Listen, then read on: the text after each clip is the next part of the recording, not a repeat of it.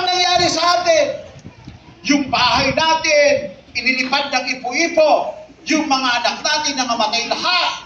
Yung ating mga hayop nangawala. Ikaw na lang natitira at ako. At puro bukol ba ang katawan mo? Sumpahin mo na yung Diyos mo. Pero alam nyo, ang reason ni Job, hubad akong lumabas sa bahay bata ng aking ina. Hubad din akong babalik. Ang Diyos ang nagbigay, siya din ang kukuha. Pagpalain ang pangalan ng Diyos. Grabe word ni Job. Grabe commitment ni Job. Pero, hindi lang ang kahulugan na matapat ka sa Diyos na wala kang sama ng loob sa iba. Hindi yan po pwede.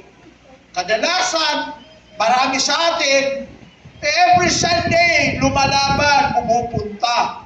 Bago yan pumunta sa church, meron yan mga naririnig salita, pinagtawanan muna yan sa bahay, pinipigilan, pero laban.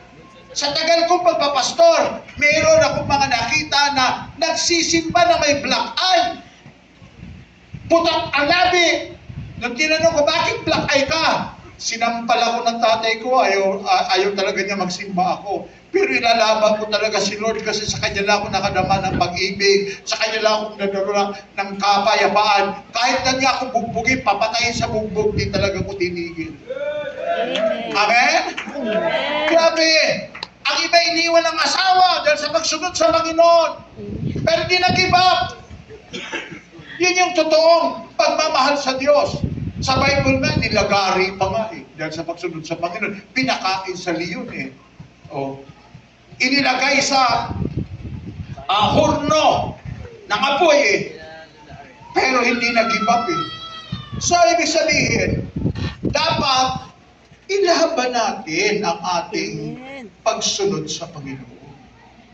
Amen? Amen. Ilaban natin. Kanina, nakita ko po yung mga anak ni Alma, pinakilala sa akin. Alam niyo ba si Alma at saka yung asawa nito, sino nga lang asawa ni Alma? Si Eddie. Mga una po yan na mananampalataya dito. Na tinamaan una, blines, tinamaan ng pagsubok, nagkagulo-gulo yung life nila, pero karay-karay nila kalang mga anak sa pagsamba. Di nila, pinalaki na siya sa loob na simbahan. Nawala na si Alma, nawala na si Ide, ang kanyang mga anak, may asawa na rin, tuloy sa simbahan. Tuloy pa rin. Bakit? Alam nila eh, na may mabuting bagay na ririto sa loob na simbahan. Amen? May mga taga rito sa Lipan na nakita ko. Sila Grace doon sa Canada. Nakita ko si Grace, ang asawa niya puti. Napakaganda ng bahay. Manager ng isang burger company. Manager, nung pumunta ako, pinakain ako ng pinakain. Dahil sa Amerika, ang hamburger doon, kung ano yung drawing, yun ang laki. Dito sa atin, ang hamburger dito, ang laki ng drawing. Pagdating sa iyo, parang piso lang ang laki. Ganito lang. Doon hindi, mas malaki pa ang actual kaysa drawing. Pinakain kami ni Grace ng hamburger. Pagdating, ang laki, yung bandihado ka nun, puno. Sabi ko, ma, Grace, isa lang ang aming kaya. Alam mo, senior na kami. Ma, hatiin na lang natin dito. Pag di natin naubos, baunin na lang natin sa bahay. Dito, dalawa kayo kakain, hatiin nyo ang hamburger. Baka di nga kayo matinga.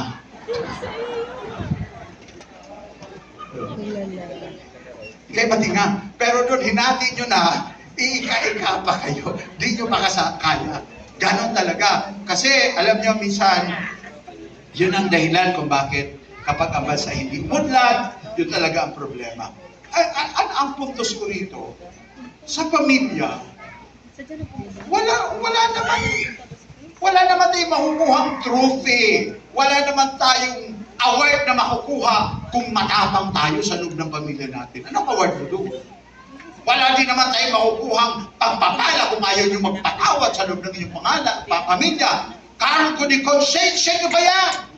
Kapag yung magulang ninyo namatay dahil sa sama ng loob sa iyo, tuwing mahal na araw, tuwing piyesta ng mga patay, pagdadalawin nyo yan.